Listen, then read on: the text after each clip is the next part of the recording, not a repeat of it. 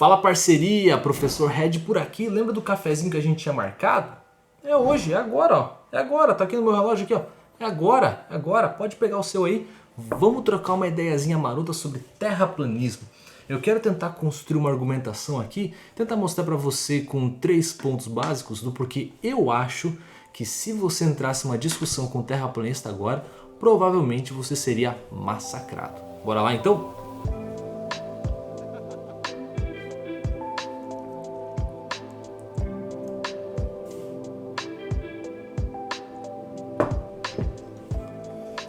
O primeiro ponto que eu queria levantar hoje aqui nessa discussão é a pobreza educacional dos nossos tempos. A escola ela não supre a demanda que a gente tem por educação. A escola ela se tornou um lugar muito mecânico da aprendizagem, onde a gente simplesmente meio que decora algumas coisas, algumas palavras-chave, mas sem questionar muito o porquê. Eu tenho quase certeza de que na escola você, por exemplo, ouviu falar da teoria da Terra sendo uma esfera ou sendo um geóide. Mas você perguntou ao professor por quê? Você questionou ele da onde que tiraram aquilo? Tiraram do pé da orelha? Tiraram do sovaco? Tiraram da ponta do pé? Da onde que tiraram essa ideia de que a Terra é um geóide? Que tipo de observação a gente pode fazer no dia a dia para poder confirmar isso? Afinal de contas, se você pensar nas observações que a gente realmente faz no dia a dia, as mais simples, as mais comuns, todas elas apontariam para uma Terra plana. Você olha ao redor, as coisas parecem planas. Ou você faz aquela brincadeira clássica, né, de pegar uma laranja, jogar água em cima, ver se a água fica parada e não fica, né? Então, parece que tudo vai contra a ideia da Terra geóide. Então, de onde é que tiraram isso? Será que foi de uma teoria de conspiração? Será que gostavam de esferas? A gente não se pergunta essas coisas. A gente não pergunta aos professores essas coisas. E a gente acaba ficando sem chão. A gente acaba ficando sem fundamento. A gente aprende que a Terra é um geóide, mas não tem nenhum fundamento basilar sustentando esse conhecimento. A primeira pessoa que vier questionar você desse conhecimento, você não vai encontrar suporte para poder explicar para ela de onde foi que você tirou aquilo. E aí, tudo acaba caindo por terra. O segundo ponto que eu queria trazer para você é a falta de interesse nas observações. Lembra que eu falei? Existem observações que a gente precisa fazer para chegar à conclusão de que a Terra talvez seja um geóide ou realmente seja um geóide. E a maioria dessas observações são feitas olhando para o céu. A pergunta é, quando foi a última vez que você teve interesse de olhar para o céu? Vamos aqui tirar do jogo o argumento de que é porque hoje em dia tem muita iluminação artificial na Terra, então fica difícil de olhar para o céu. Tudo bem, eu entendo isso e eu concordo com isso, é verdade.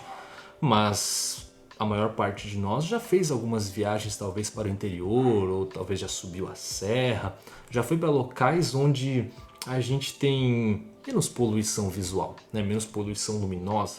Nesses locais você tem interesse de olhar para o céu, mas olhar com calma, olhar procurando as coisas, saber onde estão as constelações, onde está a estrela tal, né? Como é que a gente pode se orientar olhando para o céu, afinal de contas, né? A nossa raça humana ela fez isso ao longo de muito tempo, né? Muito antes do nosso amigo GPS, era assim que as pessoas se guiavam nas suas viagens. E a gente, eu me incluo nisso, jamais saberia fazer isso nos dias de hoje. Mal e mal a gente decora ali leste, oeste, norte e sul, é ou não é? Então, questione-se acerca disso. Será? Poxa vida, será que eu tenho interesse de ver essas coisas, descobrir essas coisas, de observar essas coisas? Hoje em dia, por exemplo, nós temos também algumas universidades que fazem projetos de extensão para que você possa ir lá e se inscrever e usar um telescópio. E a partir daquele telescópio você vê alguns corpos celestes. Você já teve interesse nisso? A gente não tem interesse nessas coisas. Então, perdendo o interesse nesse tipo de coisa, a gente fica sem observações que nos levem a concluir que a Terra talvez seja um geóide. As observações, por exemplo, de Aristóteles sobre a projeção da sombra da Terra na Lua, ou talvez as observações de que as estrelas em determinados locais da Terra elas aparecem no nosso campo de visão e em outros locais da Terra elas não aparecem no nosso campo de visão, ou até mesmo as confirmações, as medidas, né, feitas por Eratóstenes, aí já 2.200 anos atrás, onde ele fincou uma estaca numa cidade, uma estaca em outra cidade, mediu os ângulos, feitos pelas sombras de cada uma dessas estacas e com isso determinou, né, com uma certa incerteza aí, o raio dessa Terra esférica. Todas essas coisas foram feitas há muito tempo atrás e a gente hoje em dia não tem mais interesse em observar essas coisas. Então esse seria o segundo ponto. E o terceiro ponto que eu queria conversar com vocês é uma espécie de ceticismo ingênuo.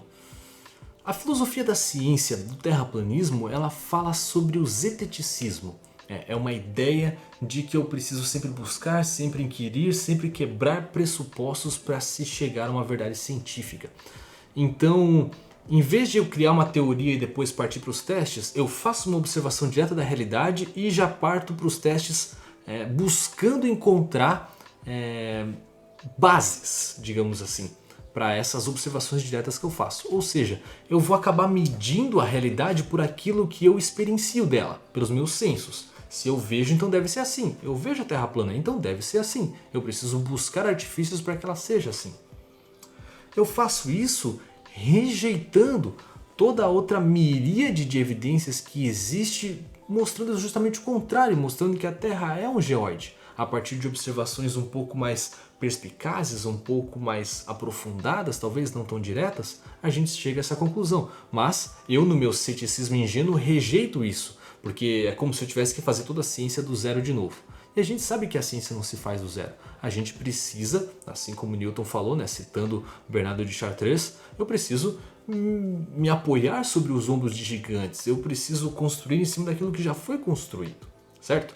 Então, quando eu entro nesse ceticismo ingênuo de achar que todo mundo está errado e de que eu preciso, a partir das minhas observações diretas, chegar sozinho nas minhas conclusões, eu acho que a vida fica bem complicada.